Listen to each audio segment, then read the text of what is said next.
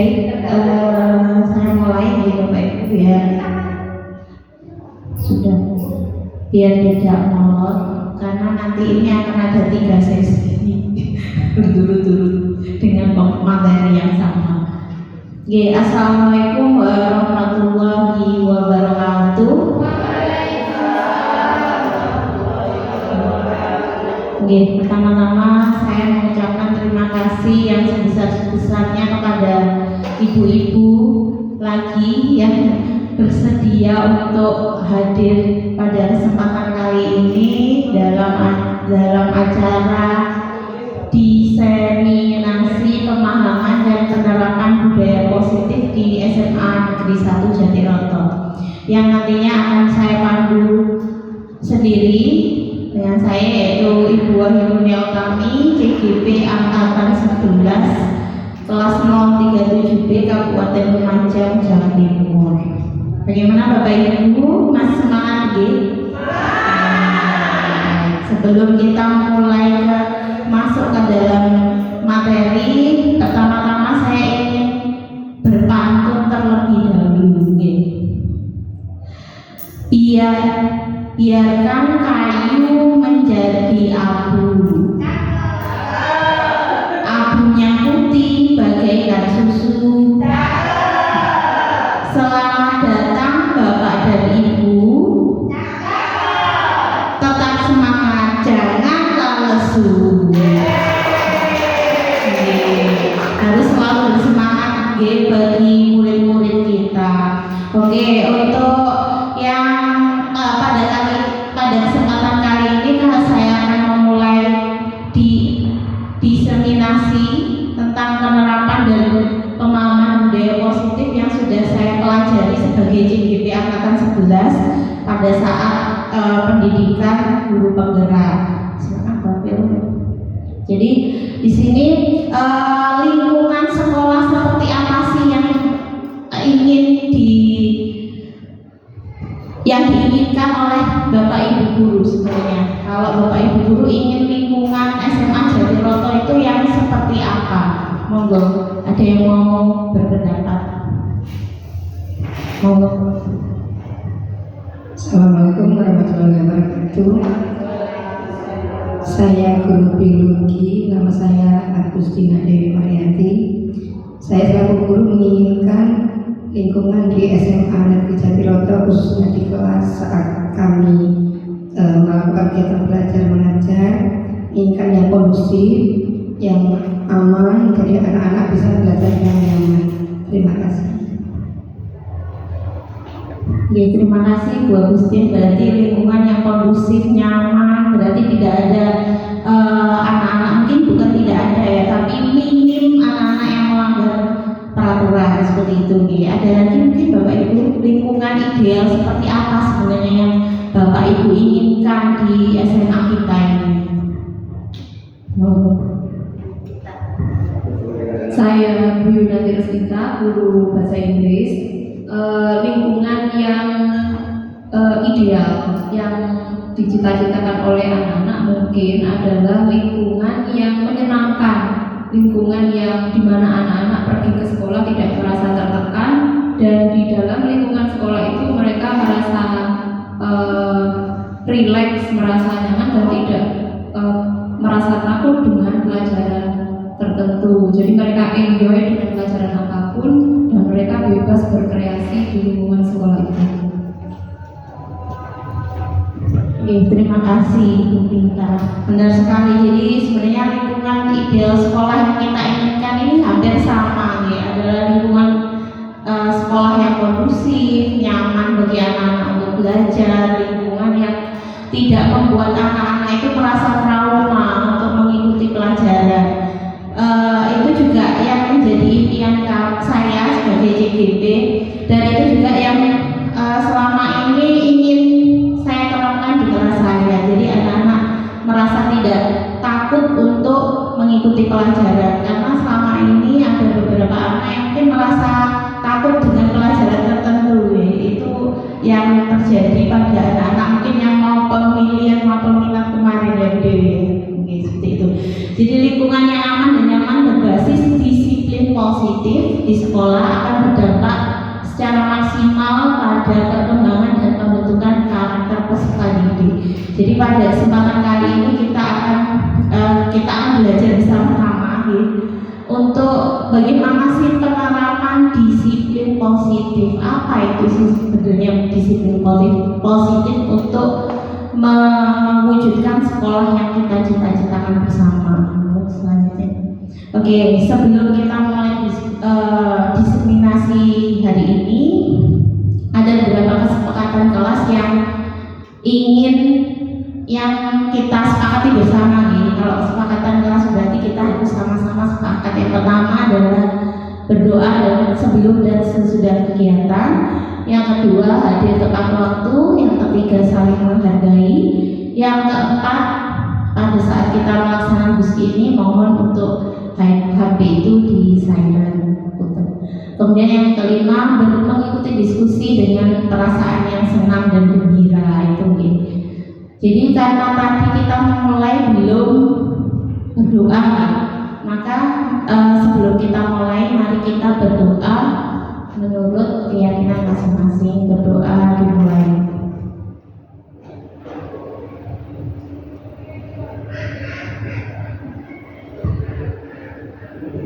Terima kasih.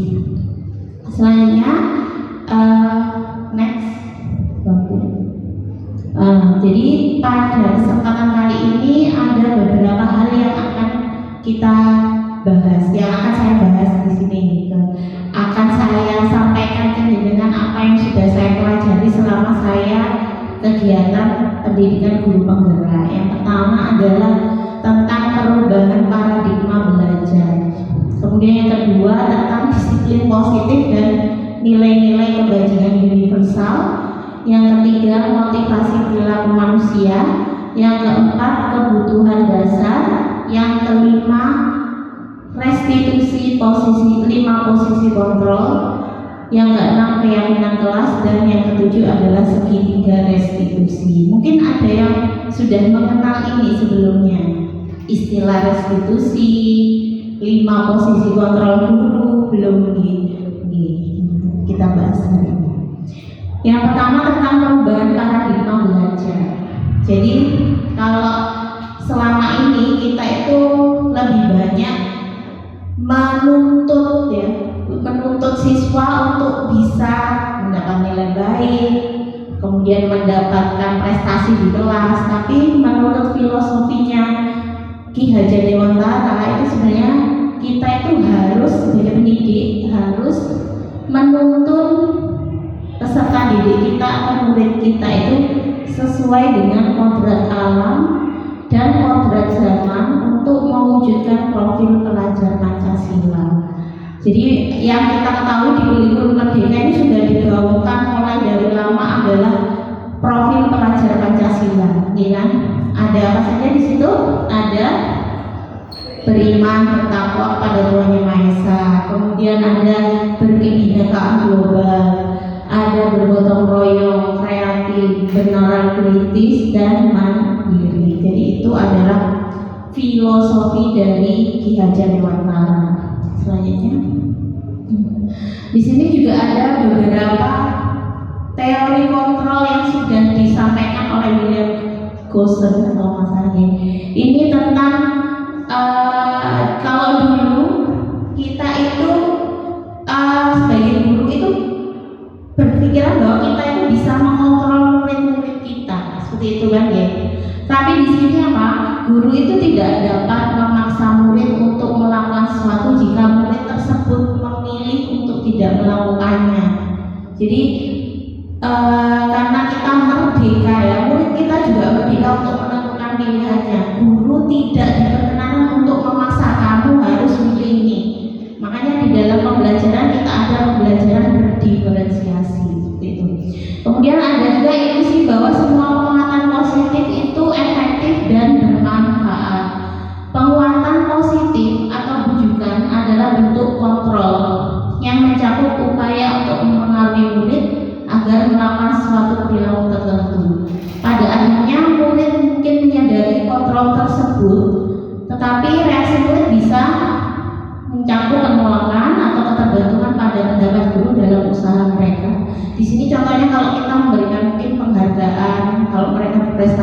berarti ada motivasi tertentu yang mendorong mereka untuk itu. Selanjutnya, ilusi bahwa kritik dan membuat orang merasa bersalah dapat menguatkan karakter. Ini juga salah satu yang sering saya lakukan sebagai pendidik. Bagaimana kita itu membuat anak didik kita merasa bersalah dengan apa yang mereka lakukan, padahal itu sangat-sangat kurang tepat. Jadi kritik dan rasa bersalah ini digunakan untuk mengontrol murid menuju identitas gagal. Mereka akan merasa sangat buruk dan sangat saya sudah melakukan kesalahan gitu ya. Jadi seharusnya kita tidak malah membuat mereka down, tapi harusnya malah memberi penguatan. Kalau itu yang secara tidak sadar itu saya lakukan sebagai pendidik sebelum memahami konsep ini ya. Kemudian ilusi bahwa orang dewasa itu memiliki hak untuk memaksa, ini juga sama. Kita bahkan melakukannya kepada anak-anak kita sendiri. Padahal kita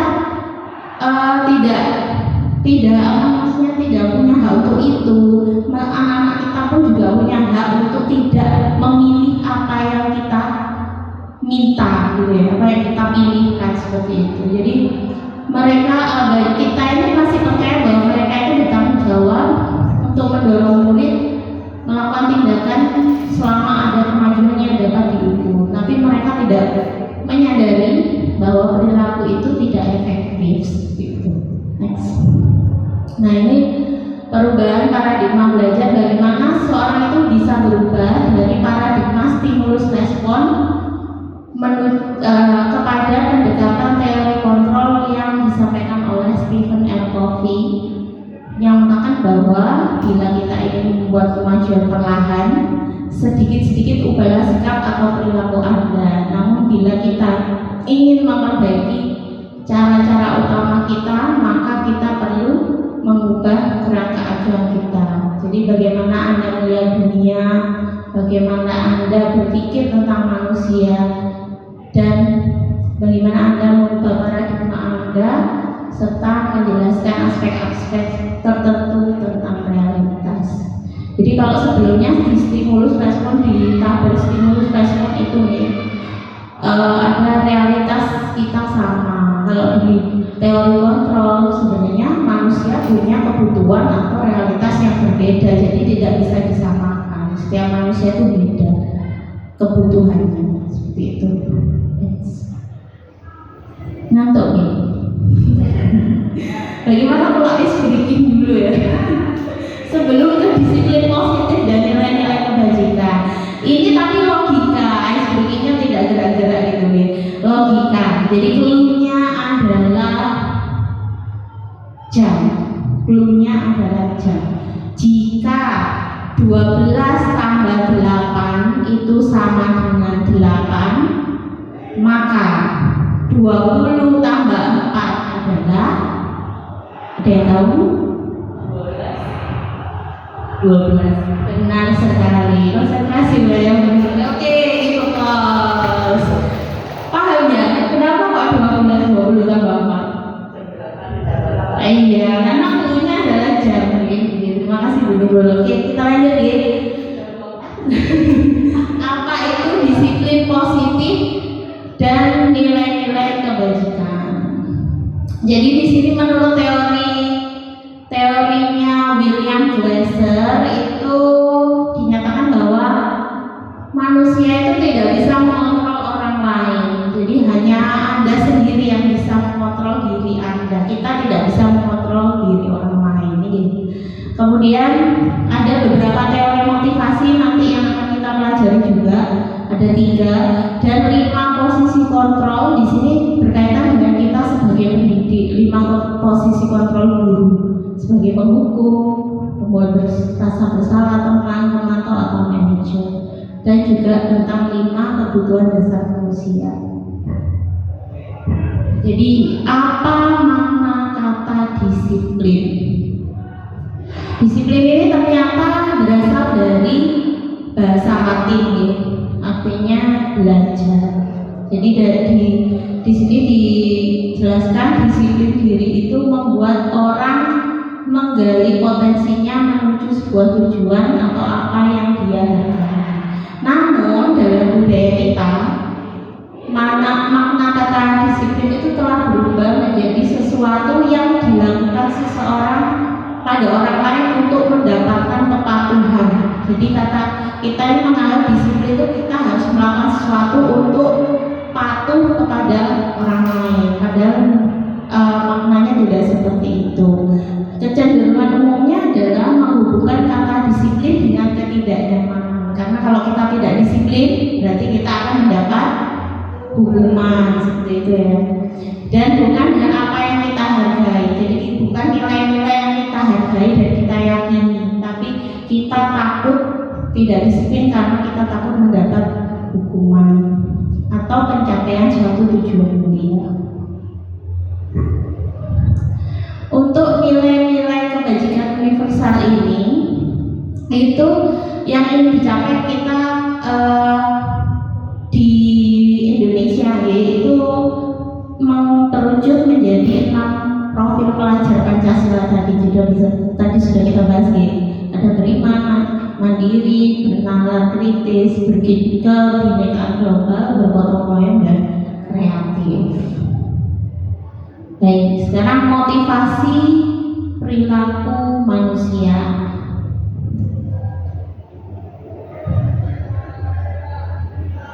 Oke, ada pertanyaan tematik ya. Jenengan ini setuju atau tidak setuju hukuman dapat mendisiplinkan anak? Monggo siapa yang mau berpendapat? Menurut jenengan setuju atau tidak bahwa hukuman itu bisa mendisiplinkan anak? Menurut saya tidak, karena hukuman itu bisa membuat anak sakit hati, sehingga anak malah bisa-bisa tidak disiplin. Itu menurut saya. Jadi hukuman tidak mendisiplinkan anak menurut saya, karena anak bisa sakit hati. Terima kasih. Tidak setuju. Ada yang setuju mungkin? Bapak Kenter mungkin bapak-bapak yang paling ganteng. Terima kasih. Kalau saya sih setuju disiplin dapat. Ya, hukuman dapat mendisiplinkan anak. Masalahnya tanpa dihukum, tanpa diberi peringatan, anak-anak kan tidak mau disiplin. Berarti Pak Kenter setuju bahwa hukuman itu mendisiplinkan anak, gitu ya. Karena kalau anak tidak dikasih hukuman, pasti mereka berbuat seenaknya. Oke, ada yang setuju dengan pendapatnya Pak Kenter? Yuli. Apa sangat setuju dengan hukuman dapat mendisiplinkan anak. Tergantung hukumannya yang kita berikan itu hukuman seperti apa. Kalau misalkan hukumannya hal yang positif seperti membaca, membersihkan itu boleh-boleh saja, asalkan tidak hukuman yang menyakiti fisik anak. Berarti hukuman ini kalau tidak secara fisik itu boleh ya, untuk dengan tujuan untuk mendisiplinkan anak. Bagaimana dengan Bu Dewi sebagai guru BK? Terima kasih Bu Ayu atas kesempatannya. Kalau saya cenderung ada di dua sisi ya. Nah, karena saya sebagai guru pendidik, ada kalanya kita itu memang butuh untuk menghukum, dilihat dari tingkat kesalahannya. Tapi saya setuju dengan hukuman tadi, yang hukuman yang bersifat tidak menghukum secara fisik, tapi hukuman yang mendidik. Tidak setujunya ya saya tadi sama dengan Bu Yayu, karena kadang-kadang hukuman dilihat juga ya, anak-anak kan berbeda ya, tiap anak memiliki karakter dan ciri yang berbeda juga. Jadi kita juga harus melihat tingkat hukumannya seperti apa, anaknya seperti apa. Kalau hukuman, saya tidak setuju kalau hukuman dapat mendisiplinkan anak, yaitu ada kalanya siswa atau anak tertentu itu yang rapuh ya, jiwanya rapuh atau mungkin ya cenderung tidak bisa dihukum secara fisik, mungkin ya harus diurus dulu perasaannya seperti itu. Jadi kita lihat dulu dari kasusnya seperti itu. Terima kasih atas kesempatannya. Terima kasih Bu Dewi. Tepuk tangan. Pendapatnya itu sangat-sangat bagus sekali. Jadi ada yang setuju, Pak Kenter setuju bahwa hukuman dapat mendisiplinkan anak. Apakah Pak Kenter juga sering melakukan atau memberi hukuman pada anak didik Pak Kenter di kelas? Kalau saya ya agak sering, pernah beberapa kali. Contoh hukumannya? Contoh kalau dia tidak mengerjakan tugas, ya saya hukum atau beri sanksi dengan menulis 4 lembar. Apa itu? Ya, yang berhubungan dengan materi pelajaran waktu. Apakah ada rasa anak-anak akhirnya takut, akhirnya ada peningkatan, jadi anak-anak selalu mengerjakan? Ya peningkatannya ada, cuma tidak maksimal. Tidak Berarti maksimal. walaupun memberi hukuman masih ada beberapa anak yang belum. Iya, masih ada yang belum. Terima kasih Pak Kenter, itu pengalamannya Pak Kenter nih. Jadi hukuman dapat mendisiplinkan anak, ada 2 pendapat berbeda. Ada yang setuju, ada yang tidak setuju. Apalagi kita di SMA Jatiroto ini dengan karakteristik siswanya yang sangat-sangat wow gitu ya. Jadi ada dua posisi. Kemudian pemberian, kalau yang kedua pemberian hukuman dengan hal positif seperti membaca atau membersihkan halaman sekolah dapat menurut jenengan apakah dapat mendisiplinkan anak? Bagaimana? Kalau tadi Pak Kenter hukumannya anak-anak yang tidak mengerjakan tugas harus menulis sebanyak 4 lembar nih Pak Kenter nih. Nah kalau ini pemberian hukuman yang positif di sini maksudnya hukuman positifnya adalah yang bisa meningkatkan kemampuan anak juga ini dan kebiasaan baik seperti baca, bersihkan halaman sekolah itu menurut jenengan apakah itu efektif atau tidak? Monggo. Silakan. Yang poin kedua, jadi kita beri hukuman tapi hanya positif gitu. Ya, terima kasih. Tadi ini berhubungan dengan yang pertama ya Bu Wahyu. Yang pertama itu ada Bapak yang mengatakan bahwa hukuman dapat mendisiplinkan anak, setuju. Karena jawaban yang kedua, setujunya itu kan jawaban nomor 2. Karena misal hukuman dalam bentuk yang positif tadi sudah disampaikan. Ternyata ada pertanyaan yang kedua yang itu jawaban nomor 1.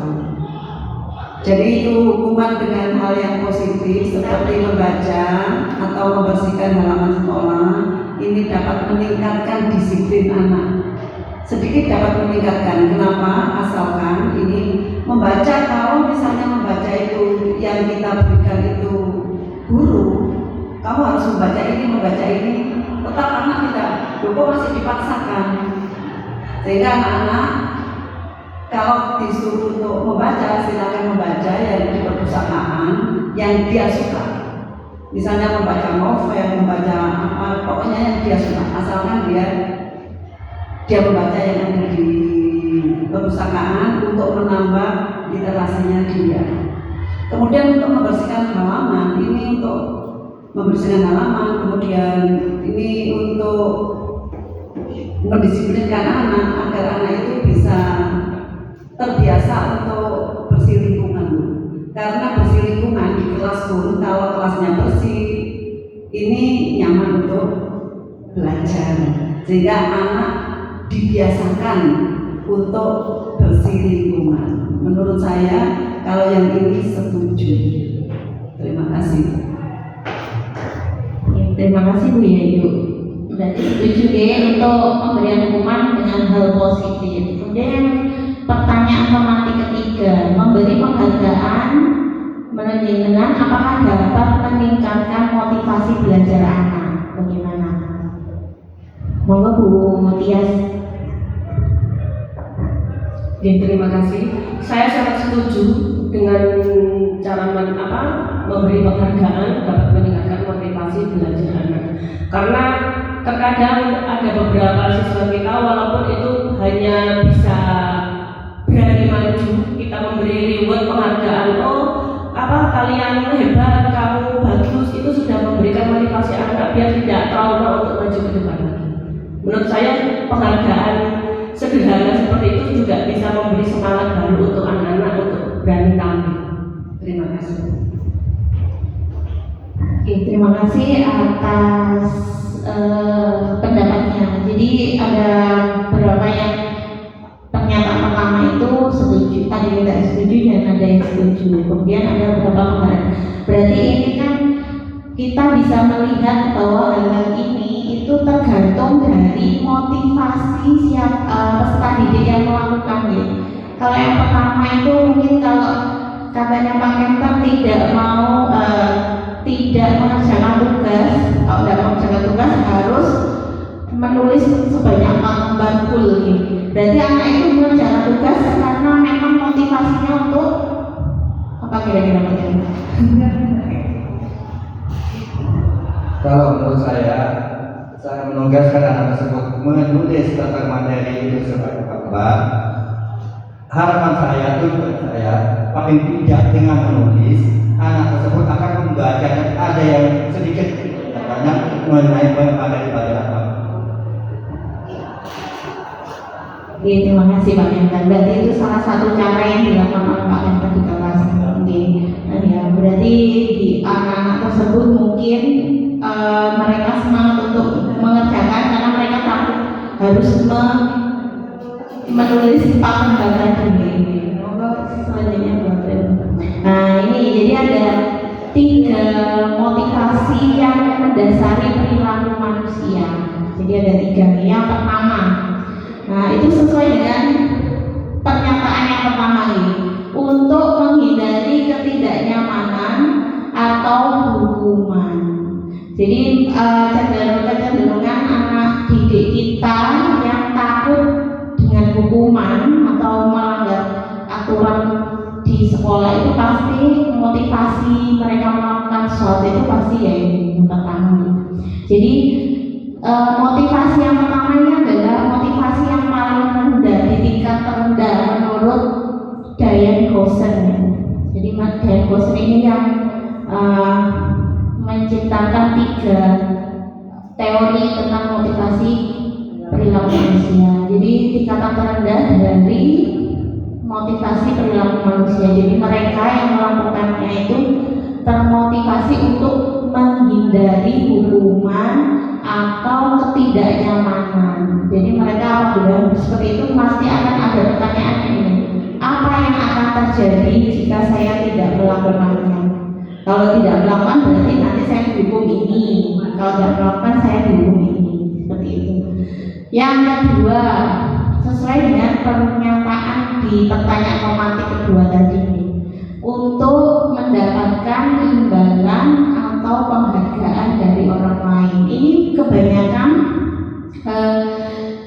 beberapa siswa didik kita juga seperti ini. Mereka itu melakukan sesuatu karena mereka ingin ya mendapatkan nilai, mendapatkan pujian, mendapatkan penghargaan. Nah, ternyata ini adalah motivasi yang di atas dari untuk menghindari hukuman tadi. Jadi mereka itu termotivasi untuk melakukan sesuatu itu karena mereka ingin mendapatkan imbalan atau penghargaan dari orang lain. Jadi orang dengan motivasi ini akan bertanya, apa yang akan saya dapatkan apabila saya melakukannya? Maka mereka pasti berpikir, oh iya kalau saya melakukannya ya pasti saya dapat penghargaan, dapat apresiasi, dapat hadiah. Mereka juga melakukan sesuatu untuk mendapatkan hadiah, pengakuan atau imbalan. Jadi motivasi ini sifatnya eksternal, dari luar, sama seperti yang motivasi pertama. Yang ketiga, jadi ini motivasi untuk menjadi orang yang mereka inginkan dan menghargai diri Jadi ini adalah tingkatan tertinggi. Kalau sudah anak-anak melakukan sesuatu berdasarkan motivasi ini, berarti mereka menghargai dirinya sendiri. Mereka mempercayai bahwa nilai-nilai yang mereka yakini itu adalah benar, seperti itu. Jadi orang dengan motivasi ini akan bertanya, akan menjadi orang yang seperti apa apabila saya melakukannya. Nah, ini mereka melakukan sesuatu karena nilai-nilai yang mereka yakini dan hargai, dan juga mereka melakukannya karena mereka ingin menjadi orang yang melakukan nilai-nilai yang mereka yakini tersebut. Jadi inilah motivasi inilah yang akan membuat seseorang itu memiliki disiplin positif, karena motivasinya berasal dari internal atau diri sendiri. Jadi ternyata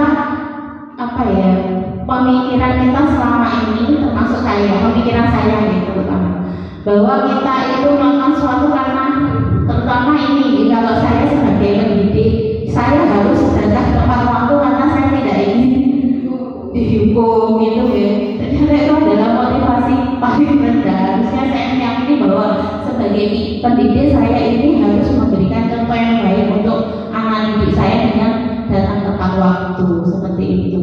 Itu baru bisa dinyatakan sebagai motivasi yang bersifat internal. Seperti itu, G. Mungkin ada yang tanyakan sebelum kita lanjut. Oh cukup, G. Lanjut. Jadi aslinya ada istilah hukuman, konsekuensi, dan restitusi. Mungkin ada yang tahu apa sih perbedaan dari tiga ini? Baru tahu istilah restitusi. Apa itu restitusi? Hukuman, kalau hukuman apa kira-kira? Pemberian sanksi karena melanggar. Pemberian? Kalau menurut saya hukuman itu adalah pemberian sanksi kalau karena melanggar kedisiplinan. Berarti karena ada aturan yang Ada aturan yang dilanggar maka ada hukuman. Contohnya apa? Contohnya apa? Contoh hukuman misalnya tadi kalau anak-anak ini ya, anak-anak tidak mengerjakan PR kemarin itu tidak mengerjakan PR, maka hukumannya anak tersebut seperti Pak Kenter tadi disuruh menulis kembali 4 lembar. Terima kasih. Kalau konsekuensi mungkin apakah sama dengan hukuman? Tidak sama. Apa dari konsekuensi udah? Kalau menurut saya konsekuensi itu sebelumnya sudah disepakati. Artinya sudah ada kesepakatan di awal. Jadi jika kita melanggar kesepakatan yang di awal, maka akan ada konsekuensi atau akibat dari pelanggaran kesepakatan tersebut. Berarti berbeda. Kalau hukuman itu belum sepakat, kita yang menentukan hukumannya apa. Kalau konsekuensi berarti ada kesepakatan dan wajib dilakukan. Kalau restitusi belum tahu. Oke, kita lihat dulu. Belum. Jadi kalau di sini hukuman itu bisa bersifat tidak terencana atau tiba-tiba.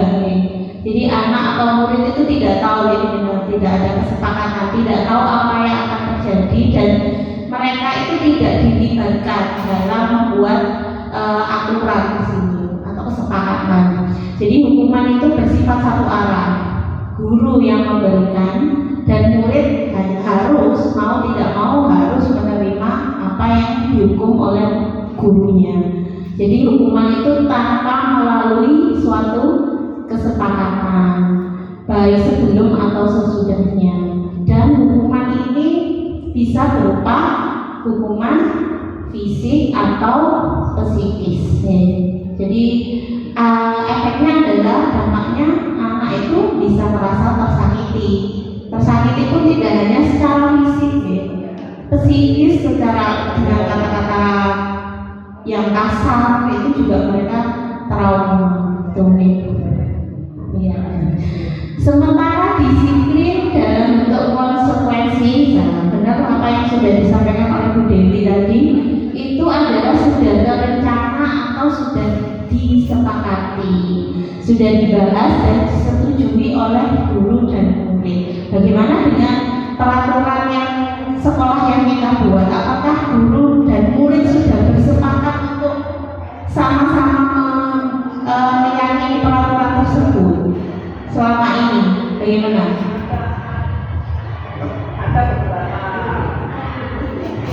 Misalnya tuh membuat kesepakatan, yaitu misalnya ada sesuatu materi ya Bu ya, materi biologi ya untuk saya ya, praktikum yang harus disepakati oleh guru dan murid karena di situ ada tata cara melakukan suatu praktikum. Kalau tidak disepakati atau tidak disiplin, maka ini akan berbahaya bagi mereka yang melakukan karena di situ ada alat-alat yang membahayakan, ada bahan-bahan yang membahayakan. Oleh karena itu, guru dan murid harus melakukan kesepakatan. Terima kasih. Terima kasih Bu Yayu. Nah, setiap mata pelajaran, guru mata pelajaran berbeda itu pasti punya kesepakatan kelasnya masing-masing. Ya berbeda itu nanti kita bahas di keyakinan kelas sama. Benar. Jadi kalau untuk konsekuensi tadi sudah disepakati dan sudah dibahas setelah disetujui oleh murid dan guru.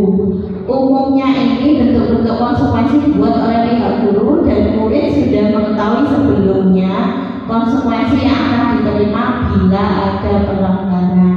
Pada konsekuensi murid tetap dibuat tidak nyaman gitu, karena untuk jangka waktu yang pendek. Kalau hukuman bisa saja jangka waktunya panjang. Konsekuensi biasanya diberikan berdasarkan suatu data yang umumnya dapat diukur.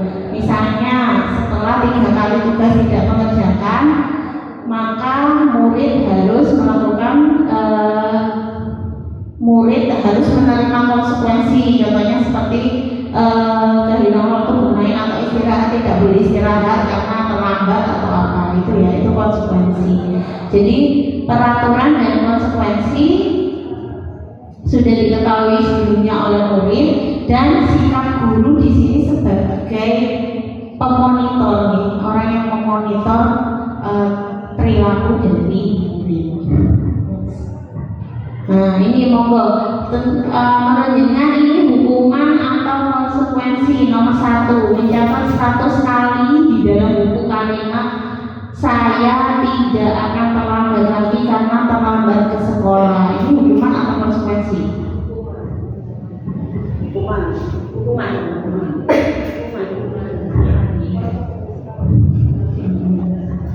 Oke, kalau yang nomor 2 ini mengelilingi lapangan basket 2 kali karena terlambat hadir di sekolah.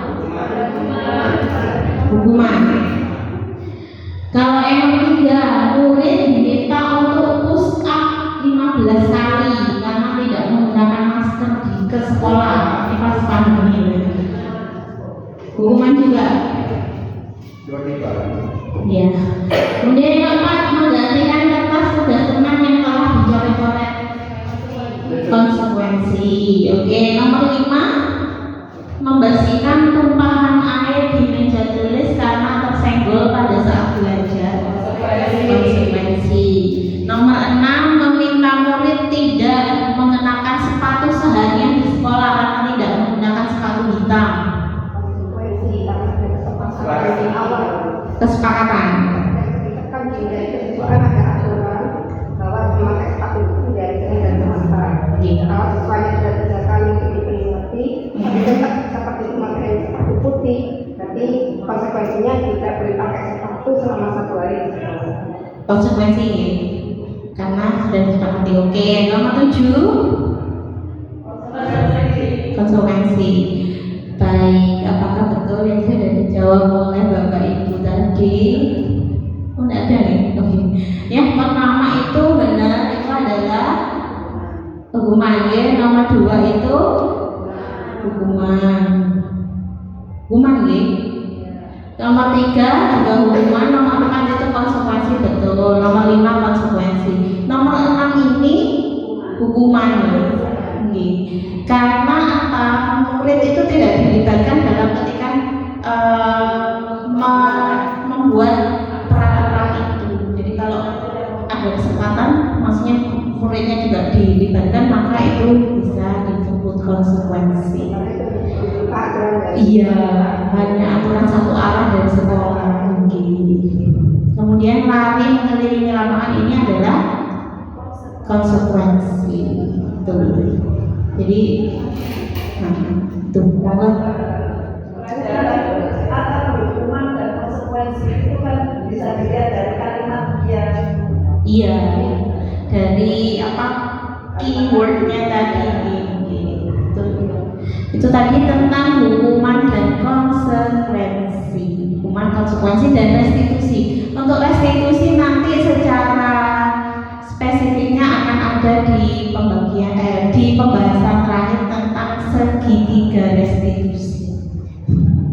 Oke, sekarang kita ke kebutuhan dasar manusia.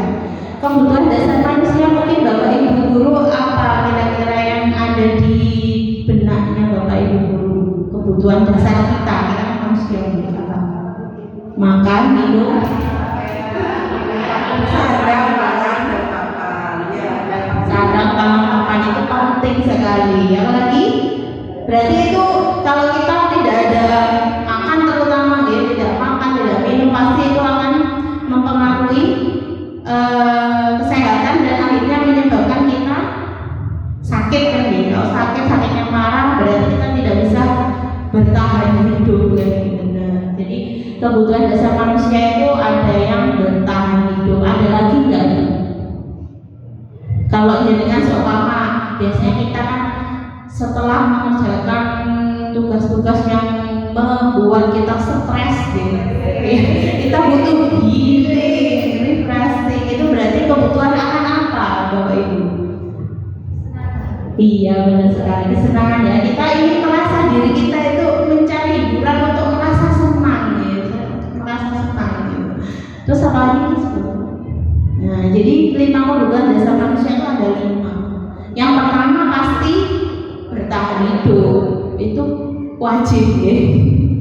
Kemudian yang kedua, bagaimana kita ingin kita ingin menerima rasa kasih sayang, kemudian rasa diterima orang lain. Kemudian juga tentang kebutuhan penguasaan atau pengakuan orang lain atas kemampuan yang kita miliki. Kemudian yang keempat, kebutuhan kebebasan. Jadi kita itu diberi kebebasan untuk memilih. Dan yang terakhir, kesenangan. Nah ini ya, ini ternyata di peringkat paling akhir. Padahal kalau menurut saya peringkat ya kesenangan ya, biar kita itu bisa tetap waras gitu deh. Jadi kebutuhan untuk merasa senang. Jadi 5 kebutuhan dasar manusia, kebutuhan bertahan hidup tadi adalah kebutuhan yang bersifat fisiologis karena berhubungan dengan fisik kita, misalnya kesehatan, rumah, dan makanan dan sana, pangan dan papan. Kemudian kebutuhan kasih sayang dan rasa diterima. Ini adalah kebutuhan untuk disayangi dan diterima. Contohnya kebutuhan untuk berhubungan dengan orang lain, maksudnya bersosialisasi. Dan juga kebutuhan untuk memberi dan menerima kasih sayang, serta kebutuhan untuk merasa menjadi bagian dari suatu kelompok. Kebutuhan ini juga meliputi keinginan untuk tetap terhubung dengan orang lain seperti teman, keluarga, pasangan hidup, teman kerja, dengan binatang peliharaan mungkin kalau punya. Kalau Bu Heni itu dengan dan kelompok di mana kita tergabung. Itu ya. Jadi kalau kita sebagai pendidik ya di sekolah kita, bagaimana kita berhubungan dengan teman sejawat. Kemudian yang ketiga, kebutuhan untuk penguasaan. Kebutuhan ini berhubungan dengan kekuatan untuk mencapai sesuatu.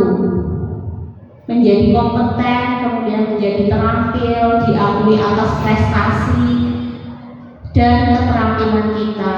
Kemudian kita juga didengarkan, memiliki rasa harga diri. Kebutuhan ini meliputi keinginan untuk dianggap berharga. Karena kita semua manusia ya pastinya ingin dianggap dan dihargai oleh orang lain. Bisa membuat perbedaan, bisa membuat pencapaian, diakui, kompeten, dihormati. Contohnya meliputi self-esteem dan keinginan untuk meninggalkan pengaruh. Maksudnya kita ingin bisa pengaruh kita itu bisa bermanfaat bagi orang lain. Kemudian kebutuhan akan kebebasan. Kebutuhan untuk bebas ini maksudnya adalah kebutuhan akan kemandirian, otonomi, memiliki pilihan, dan mampu mengendalikan arah hidup seseorang. Anak-anak dengan kebutuhan kebebasan yang tinggi menginginkan pilihan. Mereka perlu banyak bergerak, suka mencoba-coba, tidak terlalu terpengaruh orang lain dan senang mencoba hal yang baru. Itu bisa dihubungkan nanti dengan peserta hidup kita. Dan yang terakhir adalah kebutuhan dasar manusia akan kesenangan. Bagaimana kita memiliki kebutuhan untuk mencari kesenangan, bermain dan tertawa. Ini sangat banyak dibutuhkan oleh murid kita nih, kesenangan dan kebebasan itu. Oh ya, kita juga ternyata setelah berumur seperti ini kita masih juga butuh kesenangan dan kebebasan dari tugas sebagai ibu rumah tangga. Terima kasih. Terus selanjutnya, sekarang kita ke restitusi 5 posisi kontrol kita. Ini dispesifikkan sebagai pendidik. Jadi kita punya 5 posisi kontrol bagaimana kita menangani anak-anak di kelas. Mungkin Bu Dewi sebagai guru BK pernah pelajari ini ya? Belum pernah Bu. Nah, dari baru ini nama istilahnya nih. Sebenarnya mungkin ini sudah sering kali diterapkan oleh Bu Dewi dan Bu Sen sebagai guru BK. Jadi kita ini punya sebagai pendidik itu punya 5 posisi kontrol ketika kita menangani anak-anak.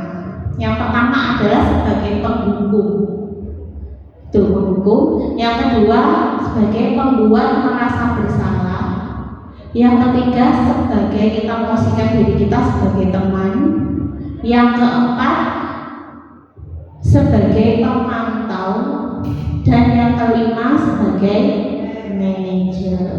Apa sih perbedaan itu? Perbedaan kelima ini. Nah, kalau di tabel ini ya, dijelaskan bahwa kalau kita sebagai penghukum, ya, maka kita akan apa yang kita lakukan di sini. Posisi kontrol sebagai penghukum ini kalau jadi guru, maka kita biasanya langsung memberi hukuman, menghardik, menunjuk kamu ini gak bisa, kamu kiranya di kelas ganggu itu posisi sebagai penghukum. Terus gak iso rame gitu ya. Ternyata kita pernah melakukan itu sering, karena kita mungkin belum bisa manajemen emosinya, masih belum bisa bagus, jadi kamu udah bisa apa-apa, terus ruame udah iso kerjaan itu posisi sebagai penghukum. Jadi di situ guru akan berbuat menghardik, menunjuk-nunjuk, ingin menyakiti, menyindir. Itu semua ya sudah pernah dilakukan sebagai posisi penghukum ya Bu ya. Apalagi kalau ngajarnya ngajar anak Maulana. Jadi di situ itu ada kata seperti mengancam ya, awas ya kamu kalau nggak mengerjakan nilaimu tak elek. Oh enggak ya.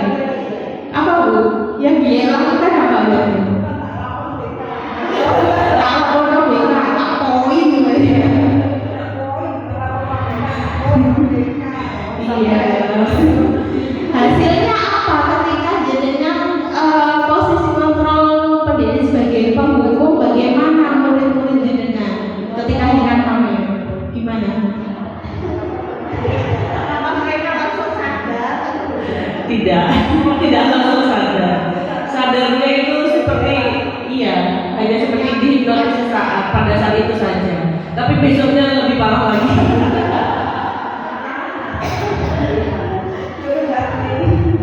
Oke. Apakah ada yang mengalami setelah mereka dengan hati-hati dengan ancam kamu nilaimu pakai WiFi? Apakah mereka akan berubah seterusnya atau tetap gitu?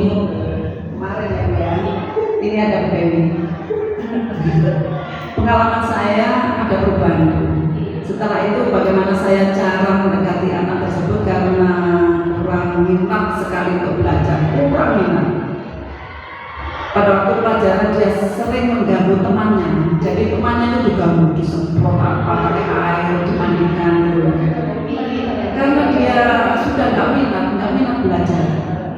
Akhirnya cara saya yaitu saya dekati, saya membuat semacam apa ya namanya itu reaksi ya, suatu reaksi kimia metabolisme yang mana ada beberapa reaksi kimia. Anak-anak saya suruh menganalisis reaksi tersebut, tambah nggak tahu sama sekali. Akhirnya anak-anak yang sudah sulit sekali belajar saya dekati, saya kumpulkan, terutama yang nggak suka sama sekali. Saya kumpulkan, saya beri seperti privat tuh ya. Akhirnya dia suka, senang kan, itu di tubuh kamu, ini untuk pelajaran biologi, itu di tubuh kamu. Jadi kamu tahu makna proses pencernaan, kontekstual, jadi anak itu tahu. Kemudian masuk lagi, ya anak-anak itu lagi saya beri. Tetap anak itu sampai dia merasa senang. Sampai sekarang anak itu merasa senang. Akhirnya setiap jam saya masuk, dia tidak pernah telat. Duduk dulu. Itu untuk saya, pengalaman saya. Berawal dari Bu Yayu sebagai posisi kontrol penghukum, kemudian bisa mencari cara bagaimana saya bisa membuat anak ini berminat dalam pelajaran. Akhirnya Bu Yayu bisa jadi posisi apa kira-kira ini yang sukses, manajer ini. Jadi Bu Yayu tahu, Bu Yayu menanyakan pada mereka, apa sih kamu ini inginnya apa gitu, apa yang kamu lakukan ini salah atau enggak sih gitu. Ya berarti Bu Yayu sudah pada tahapan tahapan paling tinggi sebagai posisi kontrol guru ya, sebagai manajer itu deh. Berarti identitasnya sukses gitu. Jadi kalau di penghukum ini, kalau dengan kemudian membentak, menyakiti, mungkin pasti hasilnya tidak akan ada, maksudnya tidak akan positif. Mereka siswanya ya pasti menyalahkan orang lain, berbohong karena tidak mau dihukum dan lain sebagainya. Kemudian murid juga pasti akan nanti kalau sudah lama nggak akan marah-marah lagi kayak gitu nih. Jadi kalau untuk posisi sebagai penghukum, ini juga ada membuat merasa bersalah. Ini juga terkadang kita menjadi posisi kontrol di sini, membuat murid kita itu merasa bersalah dengan apa yang sudah dia lakukan. Jadi kita biasanya kalau dalam posisi ini kita akan berkata menceramai, kemudian mengatakan ibu kecewa, saya kecewa sekali dengan kamu, seharusnya kamu kan nggak seperti ini. Itu akhirnya anak bisa merasa bersalah, tapi efeknya ya tetap tidak akan jangka waktu yang lama. Nah itu berada, kalau yang di posisi penghukum dan membuat orang merasa bersalah itu berarti dia masih dalam identitas gagal.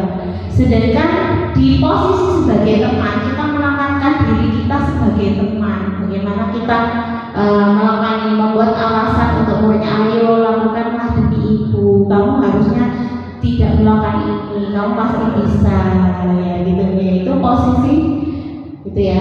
Nah kita mengingatkan ketika posisi sebagai teman, kamu nggak ingat kemarin bu guru sudah ngasih kamu nilai bagus, masa kamu masih tetap seperti ini. Itu posisi sebagai teman. Ini juga berhasil, tetapi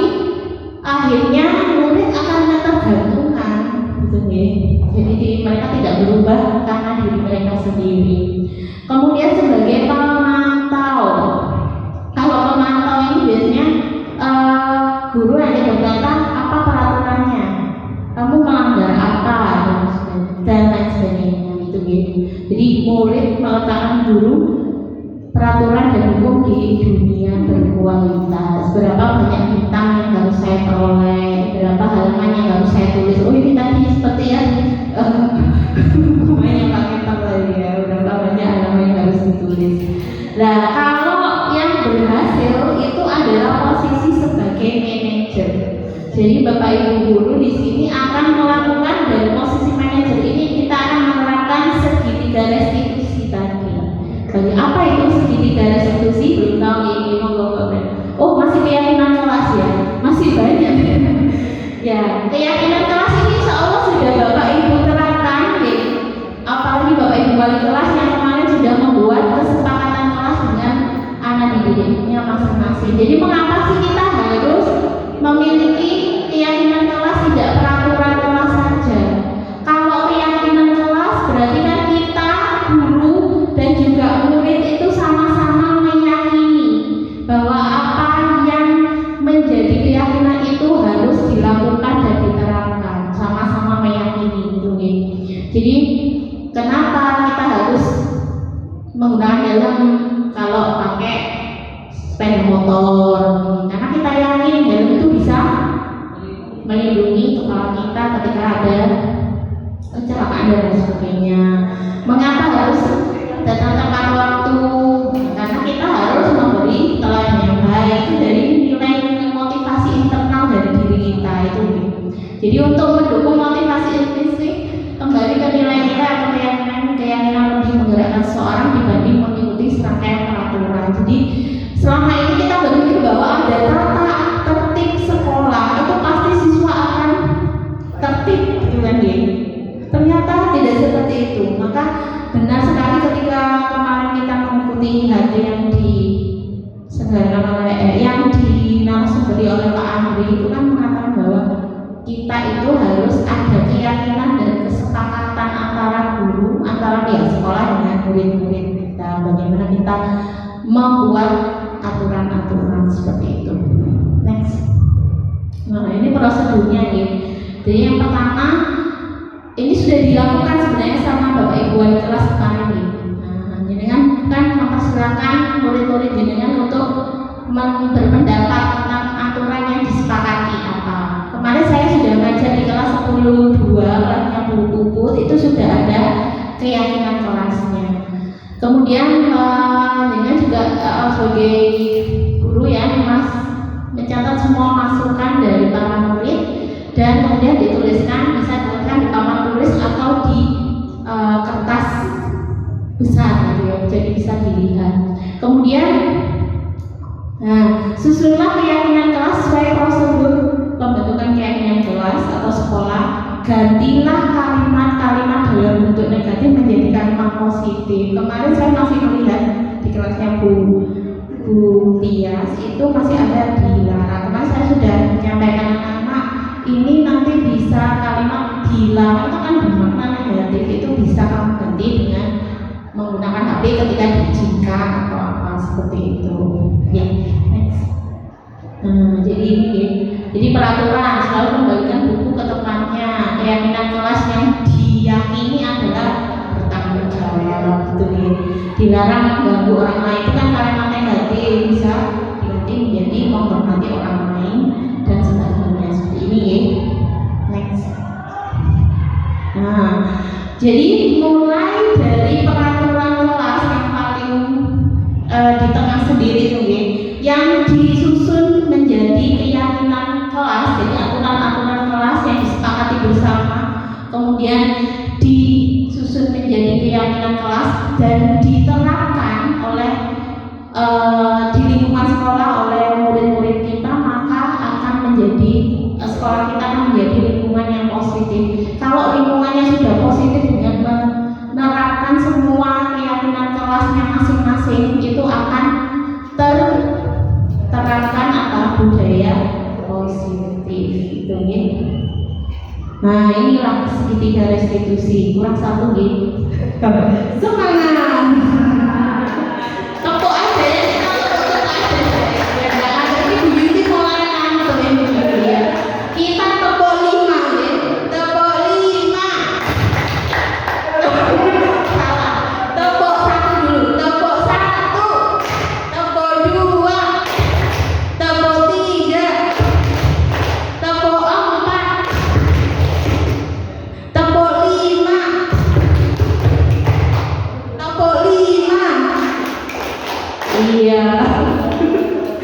seperti muridnya ini segitiga restitusi.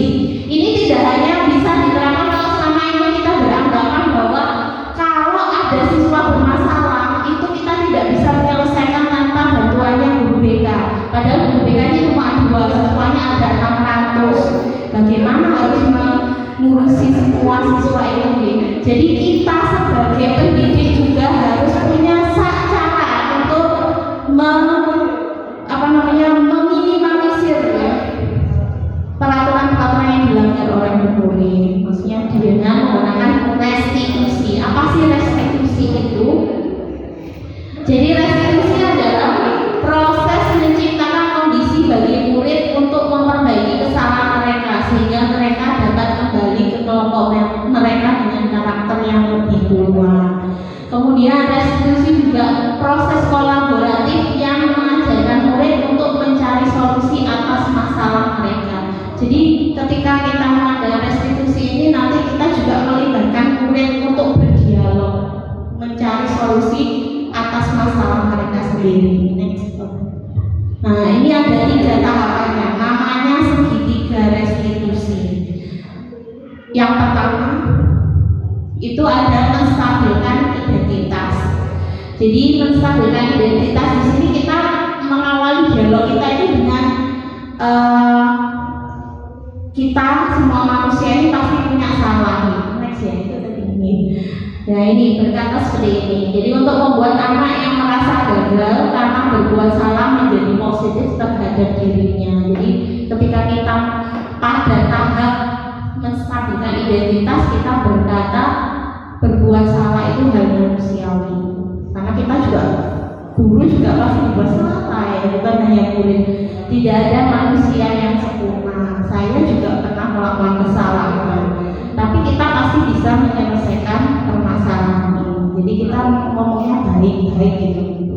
Jadi kita tidak sebagai guru tidak langsung kamu itu salah, kamu ini perbuatanmu tadi itu tidak benar, tidak seperti itu, seperti ini. Kemudian yang kedua kita tahap kedua yaitu validasi kebutuhan. Di sini kita membantu murid mengenali basic need atau kebutuhan dasar yang ingin dipenuhinya. Tadi kebutuhan dasar manusia tadi, apakah mereka ingin kebebasan, kesenangan dan sebagainya. Pada dasarnya setiap tindakan manusia tujuannya adalah untuk memenuhi kebutuhan dasar. Jadi kita harus berpegang pada perkara ini. Pada dasarnya setiap tindakan yang kita lakukan itu pasti ada tujuannya dan untuk memenuhi kebutuhan dasar. Kita bekerja untuk bertahan hidup, kita healing untuk merasa senang dan sebagainya. Nah itu, jadi di sini kita bisa mengawali dengan menyampaikan atau berkata, kamu bisa saja melakukan hal yang lebih buruk, tapi kamu tidak melakukannya, kan? Tapi tidak dengan marah-marah, dengan proses dialog yang baik. Kemudian kamu apa sih pentingnya kamu melakukan itu, gitu ya? Kamu boleh tetap berusaha menjaga sikap itu, tapi tambahkan sikap lain yang baru. Maukah kamu belajar cara lain untuk mendapat yang kamu butuhkan tanpa harus memukul? Itu untuk validasi kebutuhan. Selanjutnya, nah terakhir adalah fase yang ketiga, step yang ketiga, menanyakan keyakinan yang sudah disepakati. Jadi masing-masing guru punya kesepakatan kelas atau kesepakatan belajarnya sendiri-sendiri. Tadi kayak Bu Yayu tadi muridnya harus berhati-hati ketika menggunakan alat-alat untuk praktikum karena berbahaya. Jadi guru akan berkata apa keyakinan kelas kita atau apa kesepakatan belajar kita, nilai-nilai universal apa yang telah disepakati. Kamu ini jadi anak seperti apa yang kamu rasakan ketika melakukan itu, seperti itu. Sebenarnya ini kan mudah sekali, dialog saja tanpa melibatkan bagaimana kita sangat emosi sekali. Ternyata hanya dialog seperti ini, dan itu sudah saya terapkan di kelas saya kemarin ketika anak ini ada murid yang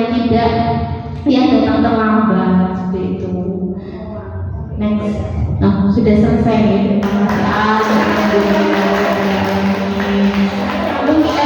Terima kasih Bapak Ibu. Mungkin ada yang ditanyakan? Tidak ya, Insya Allah cukup ya. Alhamdulillah. Terima kasih sekali atas. Alhamdulillah sudah jelas sekali kok. Berarti apa yang sudah saya sampaikan kepada Bapak Ibu tentang pemahaman atau bagaimana menerapkan disiplin positif ini mungkin semoga bisa diterapkan Bapak Ibu guru di kelas, terutama ketika Bapak Ibu guru menangani murid-murid yang bermasalah seperti itu. Ya, mungkin itu saja yang bisa saya sampaikan pada hari ini. Saya mengucapkan terima kasih yang sudah selalu besarnya kepada Bapak Ibu guru yang sudah ikut serta membantu saya untuk berdiskusi pada pagi hari ini. Terima kasih. Sebelum mengakhiri diskusi, mari kita berdoa menurut keyakinan masing-masing. Berdoa dimulai.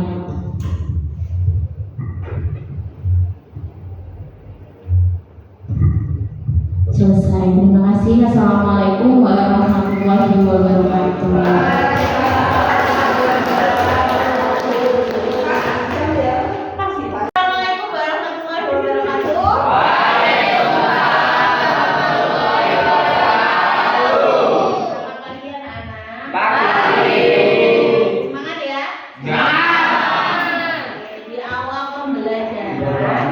Sebelum kita memulai pembelajaran dalam waktu 1 tahun ke depan, mari kita bersama-sama menyepakati beberapa aturan yang nanti harus selama setahun ke depan kalian harus sepakat, gitu ya. Atau kita namakan sebagai keyakinan kelas atau kesepakatan kelas.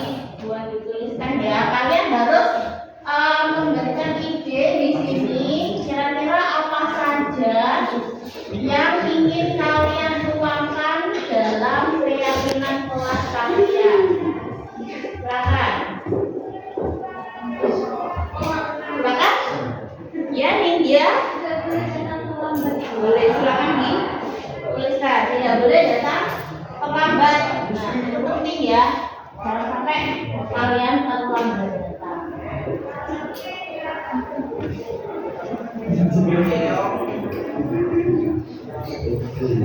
Yang kedua, kira-kira apa? Oke, Farna? Berpenampilan rapi dan sopan. Berpenampilan rapi dan sopan dan harus sesuai seragamnya harus sesuai aturannya ya. Silakan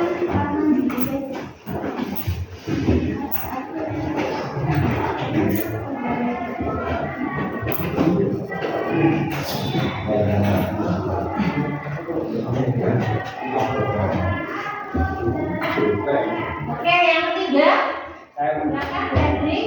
Tidak boleh menggunakan HP dalam proses pembelajaran. Oke, tidak boleh menggunakan HP, tetapi harus apa? Ada izin ya.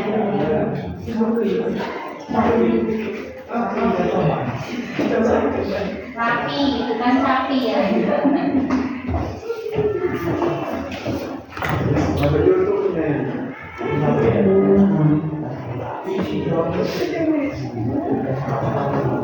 Tidak boleh pakai bapak. Tidak boleh menggunakan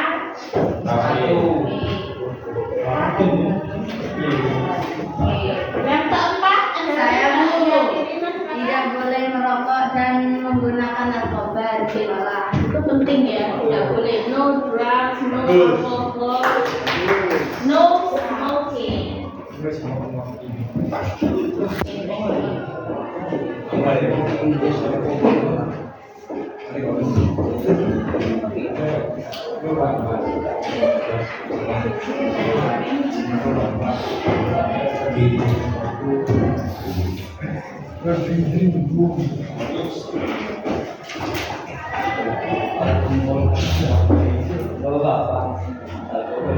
Oke, mungkin ada lagi selain keempat poin ini. Ya, sekarang yang sekarang Tidak boleh terlambat dalam mengerjakan tugas. tidak boleh terlambat tepat waktu ya.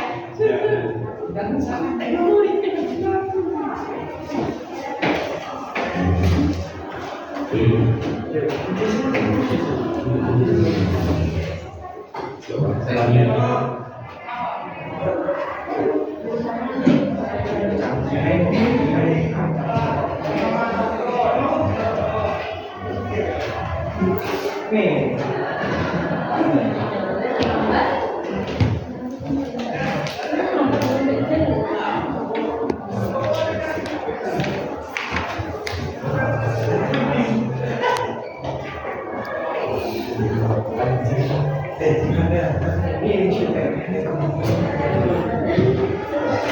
terima kasih. Ada lagi nggak? Saya Bu yang terakhir. Selalu melaksanakan 3S yaitu senyum, sapa, dan salam Bu. Oke, harus selalu membudayakan senyum ketika bertemu orang ya. Kemudian sopan ketika kita berhadapan dengan orang yang lebih tua atau kalau di sekolah guru kalian. Dan santun.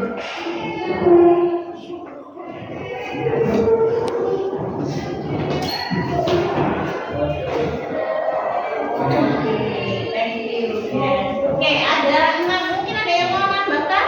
Atau cukup? Cukup ya?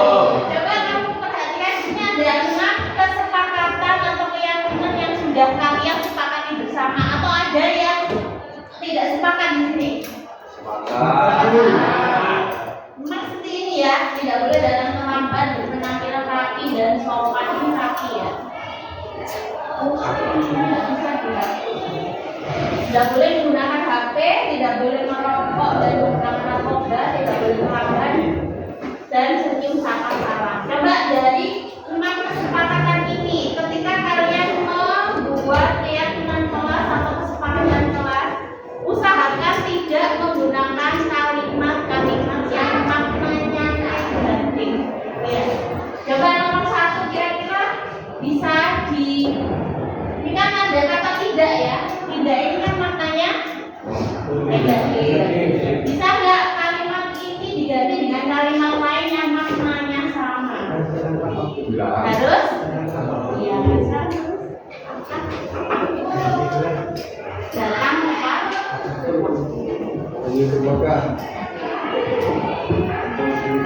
Karena apa kalau kita menggunakan kalimat negatif itu yang personal itu adalah negatifnya ya.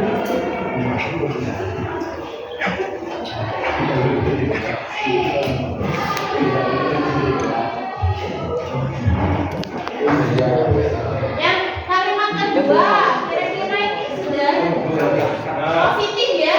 Jadi tidak ada perubahan. Berpenampilan rapi dan sopan.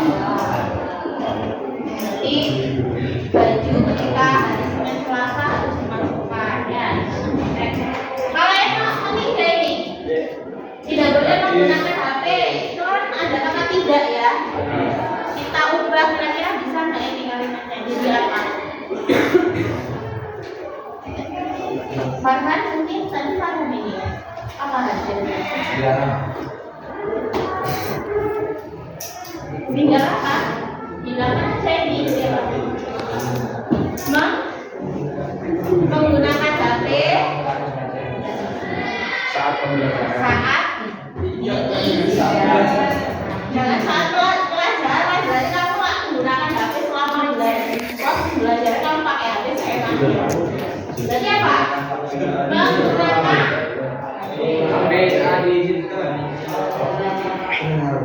HP ketika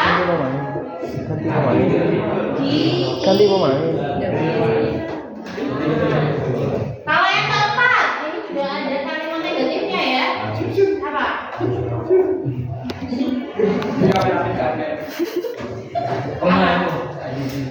Tidak boleh merokok, menggunakan narkoba. Jadi kira-kira ini mempengaruhi keyakinan sekolah kita enggak? Atau melanggar keyakinan sekolah kita enggak? Mematuhi. Nanti kita harus samakan pelanggan ya. Mempengaruhi keyakinan ya.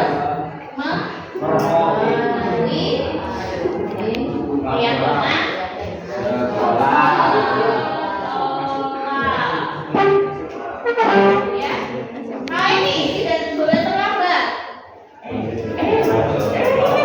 Mas Hendra mau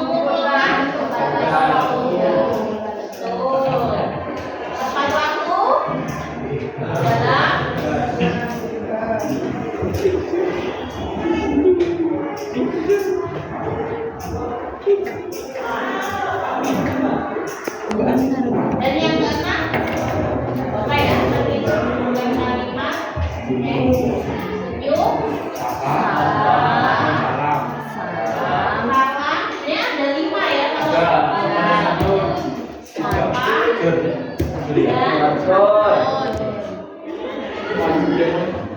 kira-kira ini disetujui, disepakati? Setuju. Jadi nanti untuk struktur kelas silakan atau anggotanya yang jadi sekretaris ya nanti ditulis di satu atau dicetak boleh langsung ditempel di dalam kelasnya masing-masing. Dan yang paling penting tidak hanya ditempel ya, tapi harus disepakati dan dilaksanakan. Setuju? Setuju. Terima kasih ya.